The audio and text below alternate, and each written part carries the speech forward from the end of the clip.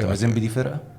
انت بتتكلم في ايه يعني مازيمبي مش فرقه، ماشي ما علينا. انت؟ طيب. لا بغض الفرقه كانت النظر. قويه قوي الصراحه. ماشي. عملت من قدامكم ماتش نار. مين مازيمبي؟ عملت ماتش قوي. عملت ماتش نار. طب مازيمبي كان قويه ايوه فعلا. قويه جدا. هو انت بتستقل ان احنا نروح نتعادل هناك في مازيمبي؟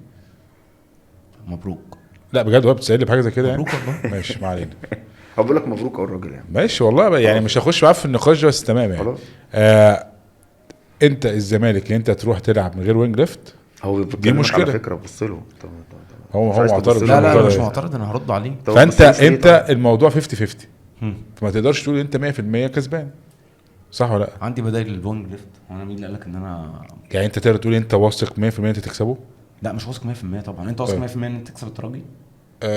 لا طبعا، بس على الاقل عندي مفيش حد جو. بيبقى واثق 100% من حاجه. انا كنت واثق ماشي. 100% ان انا هكسب دريمز هنا في القاهره، ما كسبتش. لا بس هي الفكره كلها ان انت تبقى عندك واثق في فرقتك اللي انت ما انا بقول على لك الاقل أهو. يعني الاهلي